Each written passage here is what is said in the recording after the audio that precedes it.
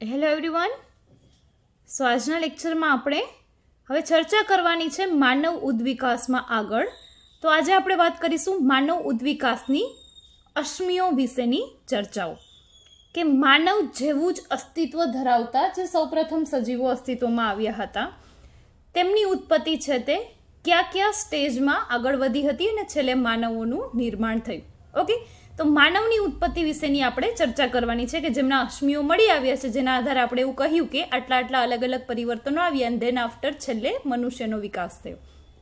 Okay, સો તે અશ્મિ નોંધ વિશે ચર્ચા કરવાની છે. જેમાં આપણે માનવ ઉદ્વિકાસ વિશેની લાસ્ટ લેક્ચરમાં જે ચર્ચા કરી હતી તે આપણે વાત કરી હતી વિવિધ ઇન્ટ્રોડક્ટરી પાર્ટની, અને ત્યારબાદ માનવો અને એપ્સ વચ્ચેના જે સામાન્ય કોમન ઉત્પત્તિના લક્ષણો હતા તેના વિશે કંઈક 6 પોઈન્ટ્સની ચર્ચા કરી હતી. રાઈટ, હવે આજે આપણે જોઈએ અશ્મિ નોંધ વિશે. તો સૌપ્રથમ એપથી, એટલે કે જે વાનરો છે તે એપથી માનવનો ક્રમિક ઉદ્વિકાસ પ્રાપ્ય અશ્મિઓ દ્વારા સંપૂર્ણ આધાર પામેલો છે. એટલે કે ફરી પાછું આ કોઈ સ્ટોરી નથી, કોઈ વિચારો નથી, પરંતુ અશ્મિઓના આધારે આપણે જે અત્યારે સ્ટડી કરી રહ્યા છીએ તે અશ્મિઓના આધારે પુરાવાઓ મળેલા છે. ઇટ મીન્સ કે ટ્રુથ છે, સત્ય છે. રાઈટ, પૂરતા પ્રમાણમાં એપ્સ, માનવ જેવા એપ્સ એટલે કે એપ માનવો અને આદિ માનવોના અશ્મિઓ પ્રાપ્ત થતા માનવ ઉદ્વિકાસીય વૃક્ષનું નિર્માણ કરવામાં મદદરૂપ થયા છે, જેની આપણે ચર્ચા આગળ હવે કરીશું. તો સૌપ્રથમ જો અહીં 3 વર્ડ આવ્યા, એપ્સ, માનવ જેવા એપ્સ એટલે કે એપ માનવો અને આદિ માનવો, તો આપણને તે ખ્યાલ છે કે મનુષ્યનો ઉદ્વિકાસ છે તે એપ્સમાંથી એટલે કે વાનરોમાંથી થયેલો છે. તો સૌપ્રથમ તો જે વાનરો હતા તેઓ સંપૂર્ણ પોતાની જ ઉત્પત્તિ હતી, એટલે કે વાનરો જ હતા સ્પેસિફિકલી. પછી વાત આવી વાનરોના ઉદ્વિકાસ, એટલે કે વાનરોમાં પરિવર્તનો આવ્યા, એટલે કે તે થોડા ઘણા છે તે માનવો જેવા દેખાવે અને વર્તને લાગવા લાગ્યા, જેને કહેવાય એપ માનવ. એટલે કે એપના પણ તેમાં ગુણો અને માનવના પણ ગુણો હતા, અને ત્યારબાદ પછી સંપૂર્ણ માનવોનો વિકાસ થયો, જેને આપણે આદિ માનવ કહીએ છીએ. રાઈટ, તો આમ એપ્સ, એપ માનવ અને આદિ માનવ, આવા 3 મેઇન સ્ટેજીસમાં માનવનો ઉદ્વિકાસ થયો. તો આ મેઇન સ્ટેજમાં કયા કયા વચ્ચે કોમન સ્ટેજીસ હતા તેના વિશેની આપણે, એટલે કે આખી તેમની વંશાવલીની આપણે ચર્ચા કરી ઉદ્વિકાસની. તો સૌ પ્રથમ જે એપ્સ અસ્તિત્વમાં આવ્યા, શરૂઆત કેમ કે પહેલાં કોની આપણે વાત કરીશું, એપ્સ, પછી એપ માનવ અને છેલ્લે આદિ માનવ. તો આપણે શરૂ કરીએ તો સૌ પ્રથમ જે સ્ટેજ હતું, સ્ટેપ હતું, તે છે પ્રોપ્લિયોપિથેક્સ. રાઈટ, આ એક ઇંગ્લિશ વર્ડ છે જેનું ઉચ્ચાર છે પ્રોપ્લિયોપિથેક્સ. મતલબ શું?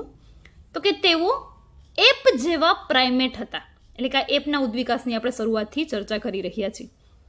પરંતુ તેઓ ટૂંકા હાથ ધરાવવામાં માનવને મળતા આવે છે.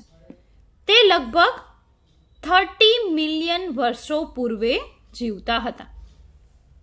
હવે સેમ માનવની ઉદ્વિકાસની અશ્મિ નોંધ જે છે તે તમારો થિયોરિટિકલ લોંગ ક્વેશ્ચન પણ છે, બટ એઝ ઇફ નાવ જે કોવિડના કારણે જે સિલેબસ છે તે એક્સક્લુડ કરવામાં આવ્યો છે તેમાં 7th ચેપ્ટરની થિયોરીઝ છે તે નથી. રાઈટ, બટ ફર્ધર જ્યારે ફ્યુચરમાં આ ચેપ્ટરની વાત કરવામાં આવશે ત્યારે ઓબ્વિયસલી હશે, બટ અત્યારે હાલના એટલે કે જે 2021ની જે બોર્ડની એક્ઝામ હશે તમારી, તેમાં આ થિયરી છે તે ઇન્ક્લુડ કરવામાં નહીં આવે. બટ ઇટ ડઝન્ટ મીન કે તમારે MCQની પ્રિપરેશન કોમ્પિટિટિવ એક્ઝામ માટે કરવાની નહીં રહે, કેમ કે તે હજી ફાઇનલ છે નહીં. તો તમારે કોમ્પિટિટિવ એક્ઝામ માટે ઓબ્વિયસલી પ્રિપેર કરવાનું જ રહેશે. તો આપણે એ હિસાબથી પોઈન્ટ્સ છે તે અહીં કવર કરેલા છે કે થિયોરિટિકલ એક્ઝામમાં પણ ઇમ્પોર્ટન્ટ થાય, જે કે ભલે તમારે નથી આપવાની, અને સ્ટીલ MCQ માટે તો પ્રિપેર કરવાનું છે. તમારે ઈચ એન્ડ એવરી લાઇન પર ફોકસ તો કરવું જ પડશે ફોર MCQs. ઓકે, સો અહીં તમારે યાદ શું રાખવાનું છે? તો કે સૌ પ્રથમ તો પ્રોપ્લિયોપિથેક્સ છે તે કેટલા વર્ષો પૂર્વે જીવતા હતા, તે અસ્તિત્વ ધરાવતા હતા, તો અરાઉન્ડ લગભગ 30 મિલિયન વર્ષો પૂર્વે. રાઈટ, સેકન્ડ પોઈન્ટ છે તેઓને માનવને મળતો આવતો તેમાં કયો ગુણ હતો? તો કે ટૂંકા હાથ.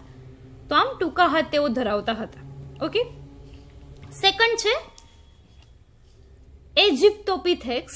તો હવે પ્રોપ્લિયોપિથેક્સ પછી એજિપ્ટોપિથેક્સનો ઉદ્વિકાસ થયો, એટલે કે તેમનામાં પરિવર્તન આવ્યું. તો તેઓ પણ કેવા છે? સેકન્ડ સ્ટેપ જ છેલ્લે તેઓ પ્રોપ્લિયોપિથેક્સ જેવા જ છે, તેમ છતાં એપ સાથે પ્રોપ્લિયોપિથેક્સ કરતાં તેઓ વધુ સમાનતા ધરાવે છે. એવું માનવામાં આવે છે કે તે ડ્રાયોપિથેક્સના પૂર્વજો છે કે જે હવે થર્ડ સ્ટેપનો ઉદ્વિકાસ છે. ડ્રાયોપિથેક્સ તો તેમના પૂર્વજો સ્વાભાવિક છે, તેમની પહેલાનું સ્ટેજ છે. તો ઇજિપ્તોપિથેક્સ છે તે કોના પૂર્વજ છે? ડ્રાયોપિથેક્સના પૂર્વજો છે. ઈચ એન્ડ એવરી લાઇન છે, દરેક પોઈન્ટ્સ છે જે છે તે એમસીક્યુ માટે ઇમ્પોર્ટન્ટ છે. રાઈટ, તમને એવો પણ એમસીક્યુ પૂછાઈ શકે કે ડ્રાયોપિથેક્સના પૂર્વજો નીચેનામાંથી ક્યાં હતા? તો ક્યાં હતા? ઇજિપ્તોપિથેક્સ. ઓકે, સેકન્ડ સ્ટેજ છે. અને તેઓ કોની સાથે સમાનતા ધરાવે છે? એપ સાથે વધુ સમાનતા ધરાવે. જ્યારે પ્રોપ્લિયોપિથેક્સ છે તે એપ કરતાં કોની સાથે? માનવને મળતા આવતા હતા, તેમના થોડા લક્ષણો છે તે.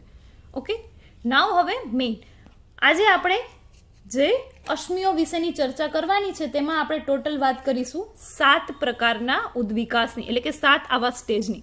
ઓકે, જેમાંથી અત્યારે આપણે થર્ડ સ્ટેજ પહોંચ્યા છીએ. તો તેમાં 3 ઉદ્વિકાસ છે મનુષ્યના જે તે મોસ્ટ ઇમ્પોર્ટન્ટ છે, જેમાંનો પહેલો આપણે જોઈ રહ્યા છીએ ત્યારે ડ્રાયોપિથેક્સ, જે એકચ્યુઅલમાં સિરિયલ નંબરમાં તે થર્ડ આવે છે. ઓકે, સો થર્ડ, 5th અને 7th આજે 3 પ્રકારની આપણે ચર્ચા કરીશું. તે વધારે ઇમ્પોર્ટન્ટ છે એમસીક્યુ પર્પઝથી પણ, તેમાંથી પૂછવાના ચાન્સીસ વધારે.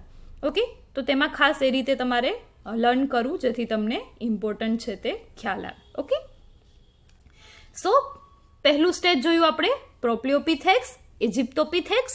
હવે આપણે થર્ડ સ્ટેજ જોઈ રહ્યા છીએ ઉદ્વિકાસનું, માનવના ઉદ્વિકાસનું, તે છે ડ્રાયોપિથેક્સ. તો તેમના પણ સ્વાભાવિક છે, જે મેં તમને શરૂઆતમાં કીધું, આ બધા જ આવા ઉદ્વિકાસ થયા છે માનવના, એટલે કે મનુષ્ય પૂર્વે આટલા રૂપાંતરણો થયા છે.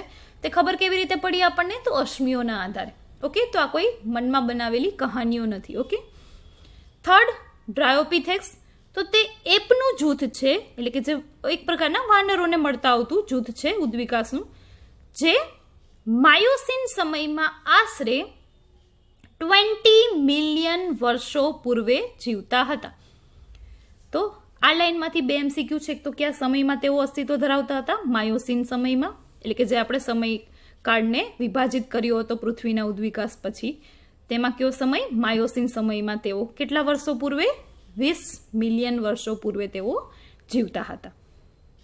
તે ઇજિપ્તોપિથેક્સ અને પ્રોપ્લિયોપિથેક્સ કે જેની પહેલાના 2 સ્ટેજ છે તેમાંથી ઉતરી આવ્યા છે. ઓબ્વિયસલી થર્ડ સ્ટેજ છે તેમનું, તો આગલા 2માંથી જ તેમાં પરિવર્તન થયું ને થર્ડ સ્ટેપમાં ઉદ્વિકાસ થયો. તેઓને મનુષ્ય અને એપ્સના સામાન્ય પૂર્વજ ગણવામાં આવે છે. તો તેમાં બંનેને મળતા આવતા લક્ષણો છે. આથી બંનેના પૂર્વજો આપણે ડ્રાયોપિથેક્સને કહી શકીએ.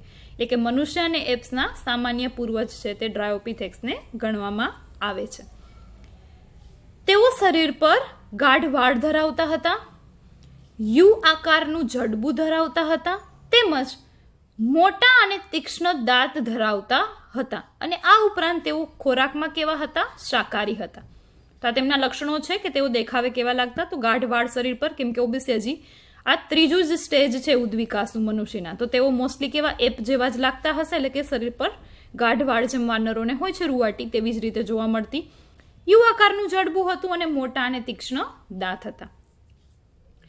નેક્સ્ટ પોઈન્ટ છે, તેઓ 4 ઉપાંગોનો ઉપયોગ કરીને ચાલતા હતા તથા તેમના અગ્ર ઉપાંગો છે તે પશ્વ ઉપાંગો કરતાં ટૂંકા હતા.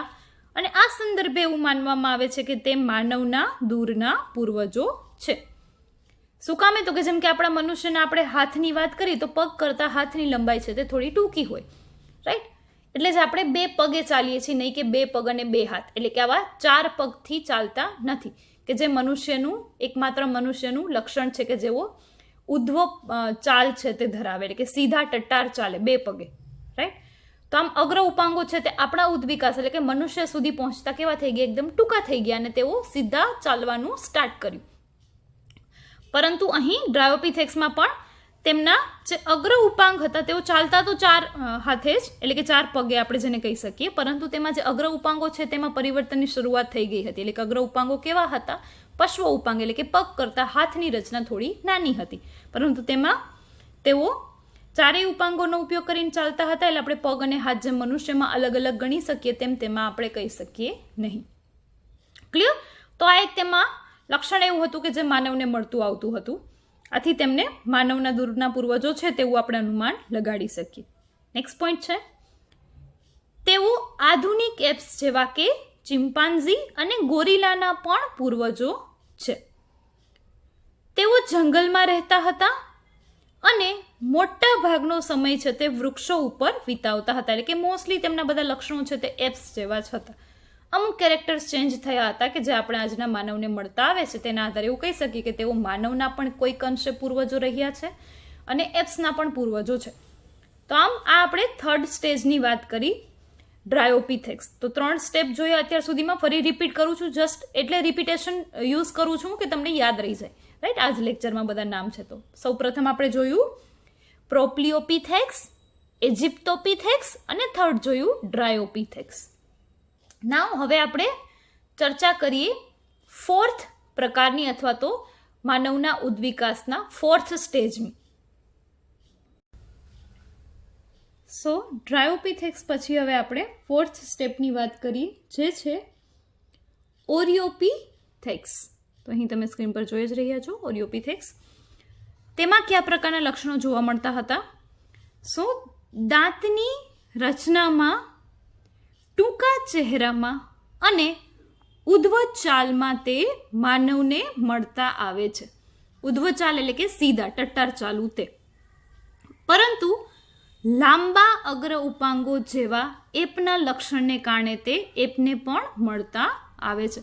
તો અહીં ઓરિયોપિથેક્સમાં પણ મનુષ્યને લગતા પણ ઘણા લક્ષણો હતા અને એપ્સને લગતા પણ ઘણા લક્ષણો છે તે હતા. તો આમ તેઓ બંને માટે આપણે એવું કહી શકીએ કે પૂર્વજો તરીકે ઓળખાય છે. હજી આ સ્ટેજ સુધી, ઓરિયોપિથેક્સ સુધી કોઈ ક્લિયર ઉદ્વિકાસ હતો નહીં કે તેમાંથી જ મનુષ્ય બનશે, તેવો કોઈ ક્લિયર એક્ઝેક્ટ ઉદ્વિકાસ હતો નહીં. પરંતુ રચનામાં તમે જોઈ શકો છો ડિસ્ક્રિપ્શન પ્રમાણે કે થોડા ઘણા પરિવર્તનો છે તે વધારે પ્રમાણમાં મનુષ્ય જેવા આવવાના શરૂ થઈ ગયા હતા. રાઈટ, સાયન્ટિસ્ટના નામ છે 2, સ્ટ્રાઉસ ઇન 1963 અને સિમ્પસને સૂચવ્યું કે માનવ અને ઓરિયોપિથેક્સ સમાંતર ઉદ્વિકાસ ધરાવે છે, આથી તે માનવના પૂર્વજો નથી. આમ ઓરિયોપિથેક્સને માનવના પૂર્વજોમાં ગણવામાં નથી આવતા, કેમ કે તેમનો પણ ઉદ્વિકાસ છે તે માનવના ઉદ્વિકાસને સમાંતર જ થયો છે. જો આપણે શાખા વિન્યાસ જોઈએ માનવના ઉદ્વિકાસની, તો આમ તેમને એપ્સના જ પૂર્વજો છે તે સંપૂર્ણપણે ગણવામાં આવે છે, માનવના પૂર્વજો ગણવામાં આવતા નથી. હાલાકી તેમાં અમુક લક્ષણો માનવ જેવા પણ હતા, પરંતુ એ તો એપ્સમાં પણ જોવા મળે. આથી તેમને એપ્સના પૂર્વજો છે તે વધારે ગણવામાં આવે છે, નહીં કે માનવના. હવે 5th, જેમ 3rd મેં તમને કહ્યું હતું કે ડ્રાયોપિથેક્સ ઇમ્પોર્ટન્ટ છે એમસીક્યુ માટે, પણ સેમ વે ઓરિયોપિથેક્સ પછી જે 5th ઉદ્વિકાસનું સ્ટેજ છે મનુષ્યમાં, તે છે રામાપિથેક્સ. ઓકે, તો અગેન અહીં મેં રાઇટની નિશાની કરેલી છે. ઇટ મીન્સ કે તમારે એમસીક્યુ માટે આ શોર્ટ પોઈન્ટ છે તે ઇમ્પોર્ટન્ટ છે. ઓકે, સો જોઈએ રામાપિથેક્સમાં કયા લક્ષણો જોવા મળતા હતા. તેઓ પશ્વ માયોસિન અને એટલે કે માયોસિન જ્યારે પૂરું થવા આવ્યું તે સમયગાળો અને પૂર્વ પ્લિયોસિન કે જ્યારથી હવે પ્લિયોસિન શરૂ થાય તે પહેલાંનો સમયગાળો, તો માયોસિનનો અંત અને પ્લિયોસિનનો શરૂઆતનો ગાળો, આ કંઈક સમય દરમિયાન તેઓ જીવતા હતા. તો ગઈ આ લાઈન પણ એક એમસીક્યુ બની શકે કે રામાપિથેક્સ નીચેનામાંથી કયા સમય દરમિયાન અસ્તિત્વ ધરાવતા હતા. તો પશ્વ માયોસિન અને પૂર્વ પ્લિયોસિન. ક્લિયર? નેક્સ્ટ પોઈન્ટ, ભારતના શિવાલિક પર્વતોમાંથી અશ્મિઓ તેમના શોધાયા હતા. તેમના અશ્મિઓ ભારત આ ઉપરાંત અને આફ્રિકામાંથી પણ મેળવવામાં આવ્યા છે. તો રામાપિથેક્સના અશ્મિઓ છે તે 2 જગ્યાએથી મળેલા છે, ભારતમાંથી પણ મળેલા છે પર્વતોમાંથી, અને આફ્રિકામાંથી પણ તેમના અશ્મિઓ છે તે મળી આવ્યા છે. તેઓ અંદાજિત 12 થી 14 મિલિયન વર્ષો પૂર્વે જીવતા હતા. તો આ પણ લાઈન એમસીક્યુ માટે ઇમ્પોર્ટન્ટ છે. તેમના અશ્મિઓ કઈ કઈ જગ્યાએથી મળી આવ્યા હતા તે પણ એક એમસીક્યુ છે, અને તેઓ કયા સમયમાં જોવા મળતા હતા, તો એ ફર્સ્ટ પોઈન્ટની લાઈન પણ એમસીક્યુ છે. નેક્સ્ટ પોઈન્ટ, તેના અશ્મિઓમાં ફક્ત જડબા અને દંત વિન્યાસ મળ્યા છે. આમ દંત વિન્યાસ માનવના દંત વિન્યાસ સાથે વધુ સામ્ય છે. તો આ જે રામાપિથેક્સ છે તેમનો દંત વિન્યાસ છે અશ્મિઓના આધારે મળી આવ્યો. તો જ્યારે તેમની ચકાસણી કરવામાં આવી ત્યારે તે માનવના દંત વિન્યાસને વધારે પડતું મળે છે, વધારે સામ્ય છે. રામાપિથેક્સ મનુષ્ય સાથે અને ડ્રાયોપિથેક્સ એપ્સ સાથે વધુ સામ્યતા ધરાવતા હતા. તો તેમના જે લક્ષણો બધા જોવા મળ્યા અશ્મિઓના આધારે જે અનુમાન લગાડવામાં આવ્યા, તો તેમાં તેઓ બંને સાથે અગી મનુષ્ય સાથે પણ લક્ષણો છે તે તેમના અમુક મળી આવતા હતા, જ્યારે અમુક લક્ષણો છે તે તેમના એપ સાથે પણ મળી આવતા હતા. ઓકે, 6th પ્રકાર છે કેન્યાપીથેક્સ. ઓકે, સો રામાપીથેક્સ પછી છઠ્ઠો ઉદ્વિકાસનો પ્રકાર છે મનુષ્યમાં કેન્યાપીથેક્સ. તો તે રામાપીથેક્સની નજીક સંકળાયેલા છે, જે આપણે જોઈ શકીએ છીએ. નેક્સ્ટ ઉદ્વિકાસ તેમનો થયો. તેના અશ્મિ પૂર્વ આફ્રિકા અને કેન્યામાંથી શોધાયા છે. આમ કેન્યામાંથી પણ મળી આવ્યા છે, તેથી તેને કેન્યાપીથેક્સ તરીકે નામ આપવામાં આવ્યું છે. તો આ ઇઝી છે તમારા માટે યાદ રાખવા માટે. રામાપીથેક્સ પછી કેન્યાપીથેક્સ. ઓકે, અને અશ્મિઓ ક્યાંથી મળી આવ્યા છે? પૂર્વ આફ્રિકા અને કેન્યામાંથી શોધાયા છે. તેઓને મનુષ્યના પૂર્વજો ગણવામાં આવે છે. મોટા ભાગનો સમય તેઓ જમીન પર વિતાવતા હતા. બીજા કોઈ વધારે ડિટેલ આપણને મળી નથી, કેમ કે તેમના અશ્મિઓ એટલા સરખા પ્રમાણમાં, પૂરતા પ્રમાણમાં વી કેન સે મળ્યા નથી. આથી વધારે ડિટેલિંગ તેના માટેની કોઈ અવેલેબલ છે નહીં. અને સ્પેશિયલી તમારા આ સ્ટાન્ડર્ડના સિલેબસને અકોર્ડિંગ આપણે તેને વધારે ડિટેલમાં સ્ટડી કરવાનું નથી. ક્લિયર? તો આમ રામાપીથેક્સ પછી કેન્યાપીથેક્સ. રામાપીથેક્સમાં આપણે જોયું કે તેઓ બંને મનુષ્ય સાથે પણ સંબંધ ધરાવતા હતા અને તેઓ ડ્રાયોપીથેક્સ જેવા એપ સાથે પણ સામ્યતા ધરાવતા હતા. પરંતુ અહીં કેન્યાપીથેક્સને ફક્ત મનુષ્યના પૂર્વજો ગણવામાં આવે છે. શું કામે? બીજું એક લક્ષણ તેમાં મુખ્ય જોવા મળ્યું કે તેઓ પોતાનો સમય છે તે વૃક્ષોને બદલે જમીન પર વધારે વિતાવતા હતા. એટલે આમ તેમાં હવે રહેઠાણને લગતા અનુકૂલોનો પણ મનુષ્ય જેવા છે તેનો વિકાસ છે તે થવા માંડ્યો હતો. ક્લિયર? અને 7th અશ્મિઓમાં 7મો છેલ્લો પ્રકાર છે આજના લેક્ચર માટે પણ ઓસ્ટ્રેલોપીથેક્સ. તો ઓસ્ટ્રેલોપીથેક્સ અગેન મેં અહીં રાઇટની નિશાની કરેલી છે. ઇટ મીન્સ કે તે ઇમ્પોર્ટન્ટ છે એમસીક્યુ માટે પણ, જેની મોસ્ટ ઓફ ધ લાઇન્સ છે તે બધી એમસીક્યુમાં પૂછાઈ શકે તેવા પોઈન્ટ્સ છે તે આપણે કવર કરેલા છે, એટલે ધ્યાન આપજો. જેમાં મોસ્ટ ઇમ્પોર્ટન્ટ શરૂઆતના 2. હવે જે 7મો ઓસ્ટ્રેલોપીથેક્સ પ્રકાર આપણે પહોંચ્યા છીએ ઉદ્વિકાસનો, તેઓ એપ માનવ હતા. એટલે અહીં સુધી એપ્સનો વિકાસ, ઉદ્વિકાસ છે તે 6 પ્રકાર સુધીમાં પૂર્ણ થયો. હવે એપ અને માનવ જેવા લક્ષણો, બંને જેવા લક્ષણો છે તે ચાલુ થઈ ગયા. ક્યાંથી? ઓસ્ટ્રેલોપીથેક્સથી. કેમ કે આપણે અહીં લાસ્ટ 6th પ્રકારમાં જોયું કેન્યાપીથેક્સમાં કે તેઓ જમીન પર વસવાટ કરવા લાગ્યા હતા. એટલે અહીંથી જ મનુષ્યને લગતા ઘણા બધા ગુણધર્મોમાં પરિવર્તનો આવ્યા માંડ્યા હતા. રાઈટ? એટલે આમ 7th પ્રકાર છે ઓસ્ટ્રેલોપીથેક્સ. તે એક એપ માનવ હતા. તો અહીં સુધી 6 સુધી એપનો ઉદ્વિકાસ. હવે એપ માનવની વાત કરી રહ્યા છે. તેને એપ અને માનવ વચ્ચેની જોડતી કડી ગણવામાં આવે છે. તો એમસીક્યુ માટેનો પોઈન્ટ છે, નીચેનામાંથી કયા સજીવોને એપ અને માનવ વચ્ચેની જોડતી કડી ગણવામાં આવે છે? તો તે છે ઓસ્ટ્રેલોપીથેક્સ. ઓકે, તેઓ 2 થી 5 મિલિયન વર્ષો પૂર્વે અસ્તિત્વ ધરાવતા હતા. તો આમ 2 થી 5 મિલિયન એટલે કે જે 20 અને 30 મિલિયન વર્ષોની જે આપણે વાતો કરી રહ્યા હતા હમણાં, તેનાથી ખૂબ જ ઓછો સમયગાળો છે. એટલે કે આમ તેઓમાં ઉદ્વિકાસ છે તે હમણાંનો રિસેન્ટ છે તેવું કહી શકીએ. ભલે મિલિયન વર્ષો એટલે ઘણા વર્ષો થયા, છતાં પણ બીજાની કમ્પેરિઝનમાં આ નજીકના સભ્યો છે એવું આપણે કહી શકીએ. નેક્સ્ટ પોઈન્ટ છે, પુરાવાઓ દર્શાવે છે કે તેઓ પથ્થરના શસ્ત્રોમાંથી શિકાર કરતા હતા, પરંતુ આવશ્યક રીતે તેઓ ફળો પણ ખાતા હતા. અગેન એમસીક્યુ માટેનો પોઈન્ટ છે કે પથ્થરના શસ્ત્રોથી શિકાર કરતા નીચેનામાંથી કયા માનવીય ઉદ્વિકાસના પ્રકારમાં જોવા મળતું હતું? તો ઓસ્ટ્રેલોપીથેક્સમાં આ વસ્તુ છે તે જોવા મળતી હતી. Right? Next point, professor Raymond ડાર્ટે દક્ષિણ આફ્રિકાના ટ્યુઆંગ વિસ્તારના ટીલોસિન ખડકોમાંથી 5 થી 6 વર્ષના બાળકની ખોપડીનું અશ્મિ છે તે શોધી કાઢ્યું હતું. તો તેમને આવા ઓસ્ટ્રેલોપીથેક્સ જેવા લક્ષણો, એટલે કે જે એપ માનવ છે તેવા લક્ષણો ધરાવતી એક બાળકની ખોપડી છે તે મળી આવી હતી. ક્યાંથી? આફ્રિકાના ટ્યુઆંગ વિસ્તારમાંથી, ત્યાંના ખડકોમાંથી.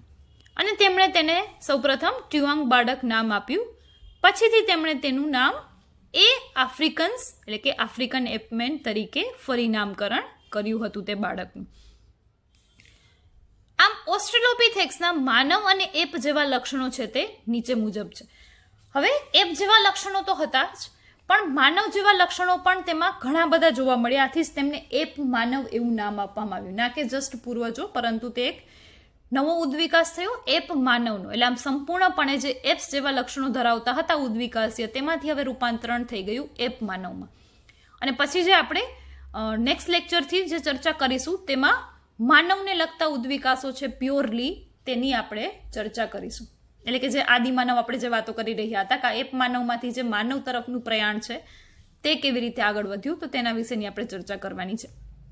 ઓકે, તો અત્યારે પહેલા ઓસ્ટ્રેલોપિથેક્સના માનવ જેવા અને એપ જેવા લક્ષણો વિશેની ચર્ચા કરીએ. તો સૌ પ્રથમ જોઈએ કે તેમાં એપ્સ જેવા લક્ષણો છે તે ક્યાં ક્યાં જોવા મળતા હતા. તો એપ્સ જેવા લક્ષણો છે તેમાં સૌ પ્રથમ પોઈન્ટ છે આધુનિક માનવ કરતા મોટા અને તીક્ષ્ણ દાંત છે તે તેમાં હાજર હતા. આથી આપણે એવું કહી શકીએ કે તેમાં એપ્સ જેવા પણ લક્ષણો હતા. સેકન્ડ, હડપચીની ગેરહાજરી હતી. એટલે કે જે આપણે દાઢીનો ભાગ કહીએ તો તે હડપચી છે તેની ગેરહાજરી જોવા મળતી હતી. નેક્સ્ટ પોઈન્ટ, શરીર પર વાળનો ગાઢ વિકાસ. એટલે કે રૂવાટીઓ આખા શરીર પર વધારે, જેમ કે વાનરોમાં એપ્સમાં જોવા મળે તેવો ગાઢ વિકાસ છે તે જોવા મળતો હતો. યુ આકારનું જડબું જોવા મળતું હતું, જેને પ્રોગ્નેથસ ચહેરો પણ કહેવાય. તો જે એપ્સ જેવું ટૂંકમાં લુક લાઇક લાગે તેવો ચહેરો ધરાવતા હતા. ભ્રમરની ગડીઓ આંખોની ઉપર ઉપસેલી, એટલે કે જે પાપણ હોય તેમાં ગડીઓ જોવા મળતી, એટલે જેવી વાનરોમાં જોવા મળે ગડીઓ યુક્ત આંખો હોય, પાપણ હોય તેમની, સેમ તેવી રીતે આંખોની ઉપર આવી ઉપસેલી ગડીઓ છે તે જોવા મળતી હતી. અને ઓછી મસ્તિષ્ક ક્ષમતા હતી. કેટલી? 600 cc જેટલી જ મસ્તિષ્ક ક્ષમતા છે તે તેમાં જોવા મળતી હતી. કે જે મનુષ્ય છે તે ખૂબ જ એડવાન્સ બુદ્ધિશાળી પ્રાણી ગણાય છે, તેની મસ્તિષ્ક ક્ષમતા છે તે ખૂબ જ વધારે છે, જે આપણે માનવના ઉદ્વિકાસ દરમિયાન જોશું જ કેવી રીતે આ મસ્તિષ્ક ક્ષમતા છે તે વધતી ગઈ. ઓકે, હવે નેક્સ્ટ એપ જેવા લક્ષણોની વાત કરીએ આપણે. હવે જોઈએ કે ઓસ્ટ્રેલોપિથેક્સમાં માનવ જેવા કયા કયા લક્ષણો છે તે જોવા મળતા હતા. તો માનવ જેવા લક્ષણોમાં સૌ પ્રથમ તો સંપૂર્ણ ઉર્ધ્વસ્થ અંગ સ્થિતિ અને દ્વિપાદી પ્રચલન, એટલે કે બે પગનું ચલણ. રાઈટ, તો સંપૂર્ણ ઉદ્ધ્વસ્થ એટલે કે સીધા ચાલતા હતા તેઓ. તો આવી ફર્સ્ટ ઉદ્વિકાસની રચના જોવા મળી એપ્સના ઉદ્વિકાસ પછી ઓસ્ટ્રેલોપિથેક્સમાં, કે તેઓ હવે બે પગે ચાલતા હતા. ઓસ્ટ્રેલોપિથેક્સ પહેલા સુધી, કેન્યાપિથેક્સ સુધી શું હતું? તો તેઓ ચાર પગે, જેને આપણે કહીએ એટલે કે ચારેય ઉપાંગોની મદદથી ચાલતા હતા. આ એવું ફર્સ્ટ સ્ટેજ આવ્યું માનવના ઉદ્વિકાસનું કે જેમાં તેઓ બે પગે ચાલતા થયા. આથી જ તેમને આપણે નામ આપ્યું છે એપ માનવ. એટલે એપના લક્ષણોની સાથે સાથે માનવના પણ ફોર્મલી લક્ષણો છે તે જોવા મળ્યા હતા.